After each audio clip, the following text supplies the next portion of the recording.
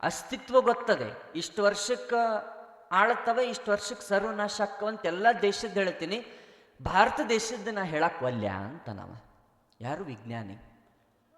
ಅದಕ್ಕೆ ರೈತ ಹೇಳ್ತಾನೆ, ನೀವು ಯಾಕೆ ಹೇಳಕ್ವಲ್ರಿ, ನಮ್ಮ ಭಾರತ ದೇಶದ ನೀವು ಹೇಳಬೇಕು. ನೀವು ಹೇಳಲಿಲ್ಲ ಅಂದ್ರೆ ಅದೇಂಗೆ ವಿಜ್ಞಾನಿಗಳಾಗ್ತೀರಿ ನೀವು? ಎಲ್ಲ ದೇಶದ್ದು ಬೇಡ ನನಗೆ, ನಮ್ಮ ಭಾರತ ದೇಶ ಇದು ಯಾವಾಗ ಸರ್ವನಾಶ ಆಗ್ತೈತಿ, ಇದು ಯಾವಾಗ ಹಾಳಾಗ್ತೈತಿ, ಇದು ಹೇಳ್ರಿ ಹೇಳ್ತಾನೆ. ಇಲ್ಲ ನೋಡಪ್ಪ, ನಾನು ಎಲ್ಲ ದೇಶದ್ದು ಹೇಳಕ್ಕೆ ನನ್ನ ಕಡೆ ತಾಕತ್ತೈತಿ, ಶಕ್ತಿ ಇದೆ, ಸಮರ್ಥನೆ ಇದೆ, ಬುದ್ಧಿವಂತಿಕೆ ಇದೆ. ಆದ್ರೆ ನಾ ಭಾರತ ದೇಶದ ಬಗ್ಗೆ ಹೇಳೋದಿಲ್ಲ. ಯಾಕೆ ಹೇಳೋದಿಲ್ಲ ಅದನ್ನ ಹೇಳ್ರಿ ನನಗೆ, ಯಾಕೆ ಹೇಳೋದಿಲ್ಲ? ಅದಕ್ಕೇನಾದ್ರೂ ಒಂದು ಕಾರಣ ಬೇಕು. ಹೇಳೋದಿಲ್ಲ ಅನ್ನಕ್ಕೆ ಕಾರಣ ಬೇಕು. ಮತ್ತು ಯಾಕೆ ಹೇಳೋದಿಲ್ಲ ಅಂತ ಕೇಳಿದಾಗ ಆ ವಿಜ್ಞಾನಿ ಹೇಳ್ತಾನೆ, ಆ ಸೈಂಟಿಸ್ಟ್ ಹೇಳ್ತಾನೆ, ಏನಂತ ಹೇಳ್ತಾನೆ ಅಂತಂದ್ರೆ, ನೋಡಪ್ಪ, ನಾನು ಎಲ್ಲ ದೇಶದ ಅಂತ್ಯ ಆರಂಭ ಹೇಳಕ್ಕೆ ನನ್ನ ಕಡೆ ಶಕ್ತಿ ಇದೆ, ಆದ್ರೆ ಭಾರತ ದೇಶದ ಹೇಳಕ್ಕೆ ನನ್ನ ಕಡೆ ಶಕ್ತಿ ಇಲ್ಲ. ಯಾಕಂತಂದ್ರೆ ಆ ಭಾರತ ದೇಶದಲ್ಲಿ ಪುಣ್ಯ ಕಾರ್ಯ ಸತ್ಸಂಗ ನಡೀತಾವ, ಅದಕ್ಕೆ ಅಂತ್ಯನೇ ಇಲ್ಲ, ಆರಂಭ ಇನ್ನೂ ಹೆಚ್ಚಿದೆ ಭಾರತ ದೇಶಕ್ಕೆ, ಅಂತ್ಯ ಇಲ್ಲ ಅಲ್ಲಿ ಅಂತ ಹೇಳಿದನಂತಾರ ಆ ವಿಜ್ಞಾನಿ. ನಮ್ಮ ಭಾರತ ದೇಶಕ್ಕೆ ಅದಕ್ಕೆ ಅಂತ್ಯ ಒಟ್ಟ ಇಲ್ಲ, ಆರಂಭ ಇದೆ. ಉತ್ತುಂಗಕ್ಕೇರುವಂತಹ ಆ ತಾಕತ್ತು ನಮ್ಮ ಭಾರತ ದೇಶಕ್ಕಿದೆ. ಯಾಕಂತಂದ್ರೆ ಅಲ್ಲಿ ಸತ್ಸಂಗ, ಅಧ್ಯಾತ್ಮ, ಧರ್ಮದ ಕಾರ್ಯಗಳು ಇವೆಲ್ಲವೂ ಕೂಡ ಸದ್ಗೋಷ್ಠಿ ನಡೀತವಲ್ಲ. ಹಾಗಾಗಿ ಅದಕ್ಕೆ ಯಾವತ್ತೂ ಅಂತ್ಯ ಇಲ್ಲ, ಆರಂಭನೇ ಅದ ಅಂತ ತಿಳ್ಕೊಂಡು ಒಬ್ಬ ವಿಜ್ಞಾನಿ ಹೇಳಿದ. ಹಾಗಾಗಿ ನಮ್ಮ ಈ ಬಡಾಲಂಕ್ಲಿ ಗ್ರಾಮದಲ್ಲಿ ಪ್ರತಿ ವರ್ಷವೂ ಕೂಡ ಇಂತಹ ಸತ್ಸಂಗ ಕಾರ್ಯಕ್ರಮಗಳನ್ನು, ಧರ್ಮದ ವಿಚಾರಗಳನ್ನು, ಪ್ರಸ್ತುತ ದಿನಮಾನಗಳಿಗೆ ಇಂಥವ್ಯಾವು ಸೇರಿಕೆ ಆಗೋದಿಲ್ಲರಿ, ಇಂಥವ್ಯಾವು ಸೇರಿಕೆ ಆಗೋದಿಲ್ಲ ಜನರಿಗೆ. ಮತ್ತು ಎಂಥವು ಸೇರಿಕೆ ಆಕ್ಕವು? ಈಗಿನ ಹುಡುಗರಿಗೆ, ಈಗಿನವ್ರಿಗೆ ಅಂಥವೆಲ್ಲ ಸೇರಿಕೆ ಆಗ್ತಾವು ಅಂತಂತಂದರೆ, ಇಂಥ ಸತ್ಸಂಗವನ್ನು ಒಪ್ಕೊಂಡಿದ್ದೀವಿ, ಇಂಥ ಅಧ್ಯಾತ್ಮವನ್ನು ಒಪ್ಕೊಂಡಿದ್ದೀವಿ, ಇಂಥ ಕಾರ್ಯಕ್ರಮ ನಡೀತಿದೆ ಅಂತ ತಿಳ್ಕೊಂಡು ಹೇಳ್ತಿರ್ತೀವಿ ನಾವು. ಆದ್ರೆ ಜನ ಬಹಳ ಬರೋದು ಕಡಿಮೆ ಇದೆ ಇಂಥದ್ದಕ್ಕೆ. ಆದ್ರೆ ಯಾರೋ ಒಬ್ಬರು ಬಟ್ಟೆ ಬಿಚ್ಚಿ ಕುಣ್ಯಾಕ ಅಲ್ಲಿ ಬಂದಾರ ಅಂತಂದ್ರೆ ಇಡೀ ಊರ ಅಲ್ಲಿ ಹೋಗಿ ನಿಂತು ಬಿಟ್ಟಿರ್ತದೆ. ಅದು ಇಂಥ ಇವತ್ತಿನ ದಿನಮಾನ ಅದು. ಮತ್ತು ಅದಕ್ಕೊಂದು ರೇಟ್ ಇಟ್ರಂದ್ರೆ ನೀವು ತಗೊಂಡು ಆ ರೇಟ್ ನ್ಯಾಗ ಹೋಗ್ತೀರಿ, ನೀವು ಟಿಕೆಟ್ ತೊಗೊಂಡಲ್ಲಿ ನೋಡಕ್ಕೆ ನಿಂದಿರ್ತೀರಿ. ಇಲ್ಲಿ ಏನಿದೆ, ಇಲ್ಲಿ ಏನೈತಿ, ಇಲ್ಲಿ ಟಿಕೆಟ್ ಐತೆ, ಇಲ್ಲಿ ಟಿಕೆಟ್ ಇಲ್ಲ, ಏನೂ ಇಲ್ಲ. ಇಂಥದ್ದು ಬಿಡ್ತೀರಿ. ಇದು ಪುಣ್ಯ ಗಳಿಸುವಂತಹ ಕಾರ್ಯ ಇದು. ಈಗ ನಿಮ್ಮೂರಾಗ ತೇರೈತ್ರಿವಾ? ನಿಮ್ಮೂರಾಗ ತೇರೈತ್ರಿ? ಯಾವ ಮಟ್ಟದ ತೇರೈತಿ? ಯಾವುದು? ಯಾರದ್ರ? ರಾಮಲಿಂಗೇಶ್ವರ ತೇರಾಗ್ತೈತಿ. ತೇರು ಎಳಿತೀರಿ ಇಲ್ಲಿ ಎಲ್ಲರೂ? ಹೌದಾ? ಹಗ್ಗ ಹಿಡ್ಕೊಂಡು ಎಳಿತೀರಿ?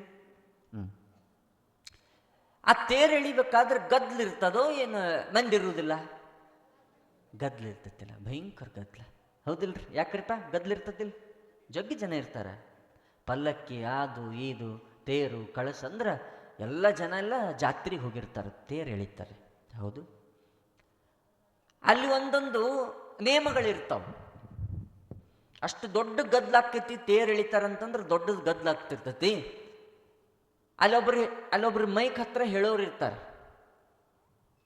ಇಲ್ಲಿ ತೇರು ಎಳಿತಾರೆ, ಗದ್ಲಾಗ್ತದ, ಇಲ್ಲಿ ನಿಮ್ಮ ಸಾಮಾನು ಏನದಾವಲ್ಲ ವಸ್ತುಗಳು ಕಳೀತವೆ, ಇಲ್ಲಿ ಕಳೀತವೆ, ನಿಮ್ಮ ಫೋನ್ ಆಗಲಿ, ಒಡವೆ ಆಗಲಿ, ಬ್ಯಾಗ್ ಆಗಲಿ, ಇವೆಲ್ಲ ಕಳೀತಾವೆ, ಸ್ವಲ್ಪ ಎಚ್ಚರ ವಹಿಸಿ ಜವಾಬ್ದಾರರಾಗ್ರಿ ಅಂತ ಹೇಳೋರು ಇರ್ತಾರೆ. ಹೌದ್ರಿ? ಹೇಳ್ತಿರ್ತಾರಿಲ್ರಿ ಭಾಳ ಗದ್ಲಾದ್ರು.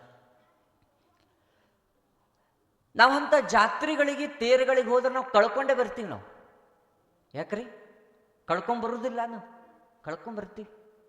ಏನು ಕಳ್ಕೊಂಬರ್ತೀವಿ? ಚಲೋ ಫೋನ್ ಒಯ್ದಿದ್ವಿ ಅಂದ್ರೆ ಅದನ್ನು ಕಳ್ಕೊಂಡು ಬರ್ತೀವಿ ನಾವು. ಅಷ್ಟು ಗದ್ಲಿರ್ತದೆ. ಹೌದಾ? ಕಿಸೆ ಒಡೆಯವರು ಬಂದಿರ್ತಾರೆ, ಫೋನ್ ಇಟ್ಕೊಂಡಿರ್ತೀವಿ, ಫೋನ್ ಕಳ್ಕೊಂಬರ್ತೀವಿ. ಚಲೋ ಹಾಕ್ಕೊಂಡೋಗಿರ್ತೀವಿ ಕಾಲನು, ಅವು ಕಾಲನೂ ಕಳ್ಕೊಂಬರ್ತೀವಿ ನಾವು. ಅವೇನು ಬುಗ್ಸಟ್ಟೆ ಬಂದಿರೋದಲ್ಲ, ಅವನು ರೊಕ್ಕ ಕೊಟ್ಟು ಹಾಕೊಂಡ್ ಹೋಗಿರ್ತೀವಿ ಜಾತ್ರೆ.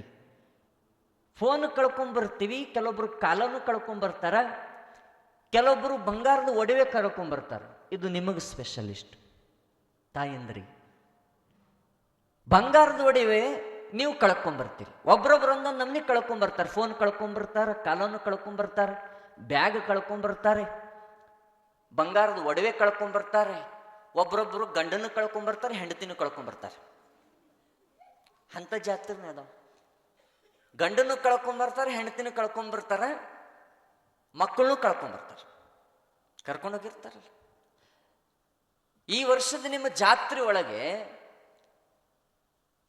ಈ ಒಂದು ಸದಾನಂದ ಆಶ್ರಮದ ಈ ಒಂದು ಸತ್ಸಂಗ ಸಮ್ಮೇಳನ ಜಾತ್ರೆ ಒಳಗ ಪುಣ್ಯಾರಾಧನೆ ಒಂದು ಕಾರ್ಯಕ್ರಮದಲ್ಲಿ ಇಲ್ಲಿನೂ ಕೂಡ ಅನೇಕ ರೀತಿ ಗದ್ದಲಗಳಾಗ್ತವೆ.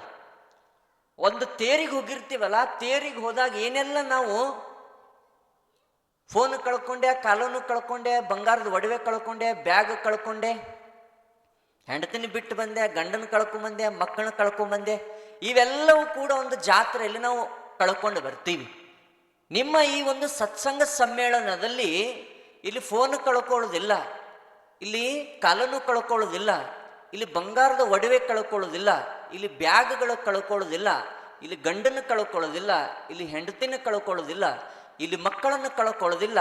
ಮತ್ತಿಲ್ಲಿ ಯಾವುದಿದೆ ಅಂತಂದ್ರೆ ಇಲ್ಲಿ ನಮ್ಮನ್ನು ನಾವು ಸ್ವಚ್ಛಗೆ ತೊಳ್ಕೊಳ್ಳೋದೈತಲ್ಲ, ಅದಕ್ಕೆ ಸತ್ಸಂಗ ಕಾರ್ಯಕ್ರಮ ಅಂತ ಕರೀತಾರೆ. ಇದು ನಮ್ಮನ್ನು ನಾವು ತೊಳ್ಕೋಬೇಕು, ತೊಳ್ಕೊಳ್ಳೋದೈತಲ್ಲ ಇದು. ಈ ದೇಹ ಇದನ್ನು ತೊಳ್ಕೋತಾರೆ, ಅದಕ್ಕೆ ಒಂದು ವಾಕ್ಯವನ್ನ ಇಟ್ಟಿದ್ದಾರೆ. ಇದನ್ನು ತೊಳ್ಕೊಂಡು ಎಷ್ಟು ಚಲೋ ಆಗಿ ನಾವು ಇರಬೇಕು ಅಂತಂತಂದ್ರೆ, ಶಿವಭಕ್ತಿಯುಕ್ತರಾಗಿರಿ ವಿಶಾಲ ಮತಿಗಳು ಅಂತ.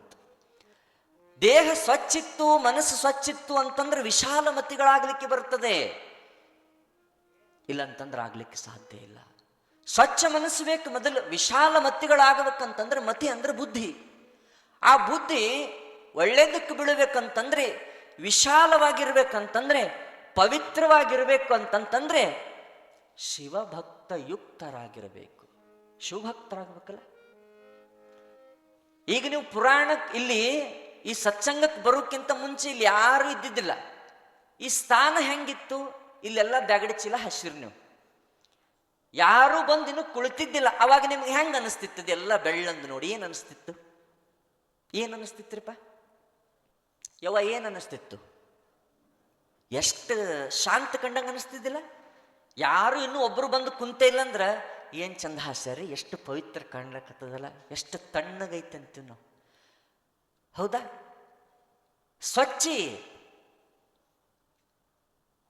ಐತಲ್ಲ, ಅದು ಬಹಳ ಮುಖ್ಯ. ಅದು ನೆಲಕ್ಕರಾಗ್ಲಿ, ಅದು ಮನಸ್ಸಿಗರೇ ಆಗ್ಲಿ. ವಿಶಾಲ ಮತಿಗಳಾಗಬೇಕಂದ್ರ ನಾವು ಈ ಸತ್ಸಂಗ ಬಿಟ್ಟ ಮೇಲೆ ನೀವು ಹೋಗ್ತೀರಿ, ಪ್ರಸಾದ ಮಾಡಿ ಹೋಗ್ತೀರಿ. ಮನ್ಯಾಗೇನೋ ನಿಮಗೆ ಗಂಡ ಹೆಂಡತಿಗೆ ಜಗಳ ನಡೆದಿತ್ತು ಅಂತಂದ್ರೆ ಗಂಡನ ಬಾಯಾಗ ಒಂದು ಮಾತು ಬರ್ತದ. ಹೋದಕ್ಕೂನ ಜಗಳ ನಡೀತಂದ್ರೆ ಮನ್ಯಾಗ ಗಂಡ ಹೆಂಡತಿಗೆ ಗಂಡನ ಬಾಯಾಗ ಒಂದು ಮಾತು ಬರ್ತೈತಿ, ಏನ್ ಹಗಲೆಲ್ಲ ನಿಂದ ಕಿರಿಕಿರಿ, ಅಲ್ಲಿ ಸತ್ಸಂಗಕ್ಕೆ ಹೋಗಿದ್ನಲ್ಲ, ಅಲ್ಲಿ ಆಶ್ರಮದಾಗ ಅಲ್ಲಿ ಅಷ್ಟು ತಣ್ಣಗಿತ್ತಂತೀನಿ, ಈ ಕಿರಿಕಿರಿನೇ ಇದ್ದಿದ್ದಿಲ್ಲ ಅಂತ ಗಂಡ ಅಂತಾನೆ. ಅಂದ್ರೆ ಮನಸ್ಸಿನ ಪ್ರಶಾಂತತೆಯನ್ನ, ಮನಸ್ಸಿನ ಪವಿತ್ರತೆಯನ್ನ ಎಲ್ಲಾದ್ರೂ ಸಿಗತೈತಂತಂದ್ರ ಇಂಥ ಸತ್ಸಂಗದಲ್ಲಿ ಮಾತ್ರ ಸಿಗ್ತೈತಿ. ಮನ್ಯಾಗ ಕುಂತ ಸಿಗ್ಲಿಕ್ಕೆ ಸಾಧ್ಯ ಇಲ್ಲ ಅಂತ ಅರ್ಥ ಮಾಡ್ಕೋಬೇಕು. ಮನ್ಯಾಗ ಕುಂತ ಸಿಗುದಲ್ಲ. ಪುರಾಣ ಕೀರ್ತನ ಕೇಳುವ ನನ್ನ ತಂಗ